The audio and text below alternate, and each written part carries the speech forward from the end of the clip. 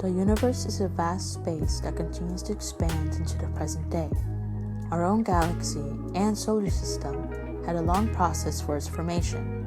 Its development took millions upon billions of years, which we know due to investigation. Let's dive into how we know the age of the Earth and the conclusion we made concerning the universe's formation.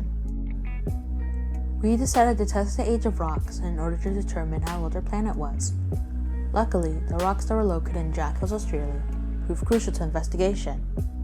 They are the oldest rocks that are on Earth. We decided to compare the samples from Jack Hills with the moon rock samples we collected. The thing we looked for in the rock samples was the level of tungsten 182 and tungsten 184. A greater amount of tungsten 182 would mean that it was older than an object that had a greater amount of tungsten 184. Since the moon rocks had more tungsten 184 than the rocks from Jack Hills, it meant that the Earth was much, much older. Building upon the age we guessed for the moon, which was younger, we came to the conclusion that the Earth must be about 4.4 billion years old.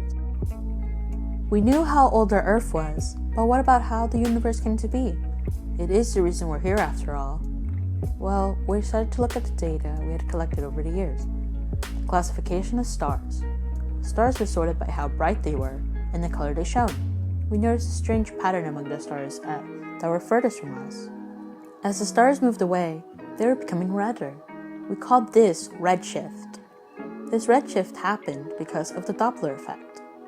The perceived frequency would increase or decrease as the distance changed. If a car were moving away, the sound produced would be quieter to someone who stood still. The sound would be louder if it moved closer to the same person. In the same vein, the lights would appear red since the perceived frequency would be low and the wavelength would increase. An inverse situation would be Andromeda, which is moving closer to the Milky Way. As Andromeda moves in, the light would appear blue since the frequency would be high and the wavelength would decrease. Andromeda and the Milky Way will not exactly crash since the space between their stars is very large, passing through each other.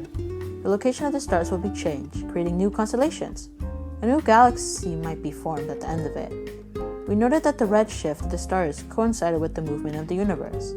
When the value of the redshift changes based on the peak wavelength and the hydrogen emission wavelength, the velocity change would be directly proportional. The result of the investigation into the redshift helped us develop the idea of the Big Bang Theory. According to the Big Bang Theory, the universe was expanding outwards until it exploded, creating the galaxies. The velocity of the explosion was kept the same. The galaxies that were produced continued moving away from each other at the same speed. The universe is a vast space, and although we're not completely sure of how it began or how it developed, we're getting closer and closer to piecing together the information we have on hand.